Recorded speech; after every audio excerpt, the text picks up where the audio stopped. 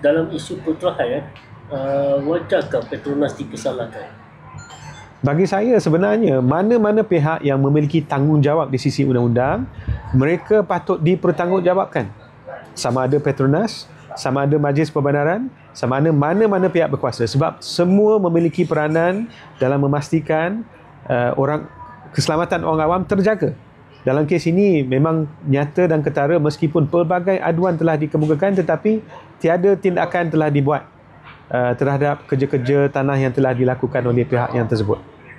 Jadi malangnya ialah keluarga-keluarga dan warga yang pendek kata terkesan dengan kecuaian tersebut. Mereka telah mengalami banyak kehilangan, kerugian dan kesusahan. Raya bagi saya tak rasa raya lah. Bagi mereka nak beraya pun rumah semua tak ada, kenderaan semua dah rosak. So memang satu keadaan yang menyayat hati lah.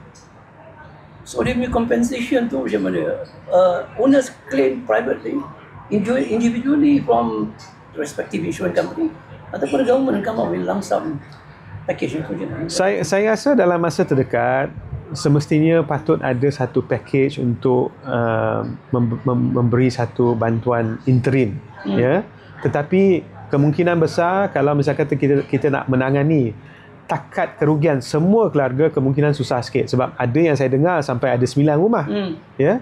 So jadi disebabkan pelbagai nilai yang terbabit, kemungkinan akan ambil masa, tetapi kita harap agar pihak berkuasa menyegerakan perkara ini sebab kesian, ya, ramai keluarga dan kita pun nak pastikan kita kurangkan kesengsaraan yang dialami oleh pihak yang terkesan dengan tindakan yang tidak wajar inilah, ya.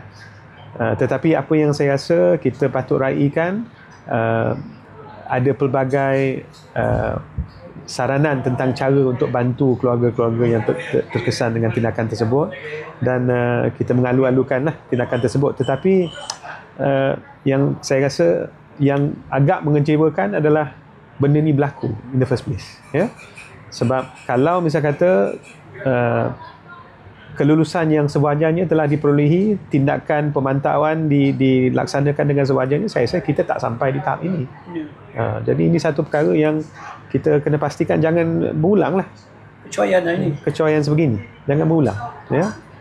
Di sini mujur kita dapat walaupun ramai yang mungkin terkesan, ramai keluarga dari segi harta benda dan sebagainya, tetapi secara amnya dari segi nyawa tu ialah kita belum dengar apa-apa isu yang begitu menggerunkan lah, ya.